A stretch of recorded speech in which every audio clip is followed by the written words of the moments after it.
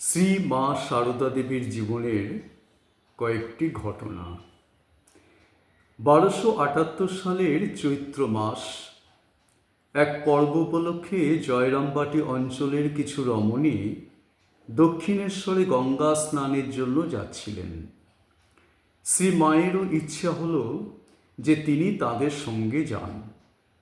লজ্জাশীলা কন্যা পিতাকে মনের কথা বলতে পারেন না।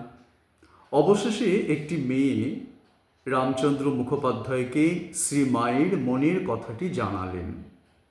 পুত্রীর মনের কষ্ট ও ইচ্ছার কথা পিতা বুঝলেন। এক শুভ মুহূর্তে তিনি ও সারদা রওনা হলেন দক্ষিণেশ্বরের উদ্দেশ্যে। বড় দীর্ঘ পথ, তারকেশ্বর হয়ে কলকাতার দিকে আসছেন তাঁরা। প্রথম 2-3 দিন বেশ কেটে গেল, কিন্তু তারপর থেকেই শ্রী মা প্রবল জ্বরে আক্রান্ত হলেন।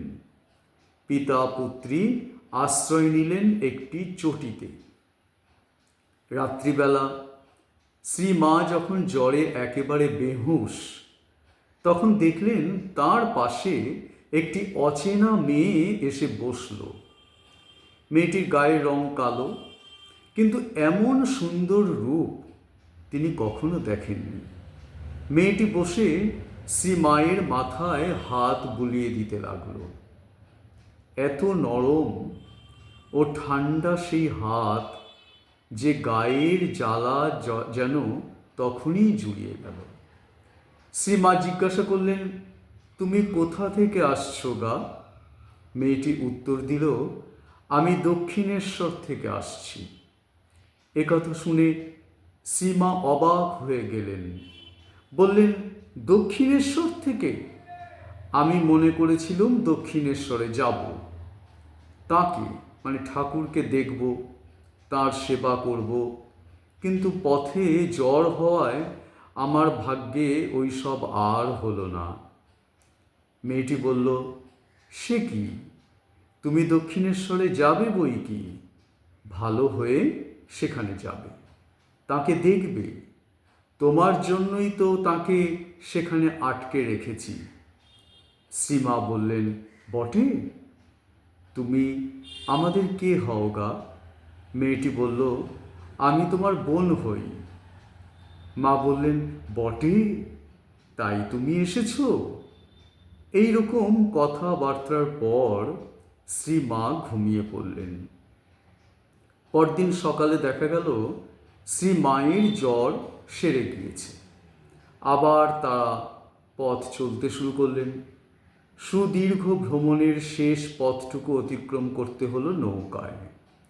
দক্ষিণেশ্বর মন্দিরের ঘাটে নৌকো যখন লাগলো তখন রাত 9টা। গঙ্গার ঘাট থেকেই শ্রীমা শুনতে পেলেন শ্রীরামকৃষ্ণের ব্যগ্র কণ্ঠস্বর, ও হৃদে, বারবেলা নেই তো রে। প্রথমবার আসছে, তার সেই প্রথম কথাগুলোর মধ্যেই এমন একটা প্রাণ ঢালা ভালোবাসা ছিল যে তার টানে শ্রীমা সব সংকোচ ভুলে গিয়ে সোজা শ্রীরামকৃষ্ণের ঘরে গিয়ে উঠলেন। শ্রীমাকে দেখেই তিনি বললেন, তুমি এসেছো, বেশ করেছ।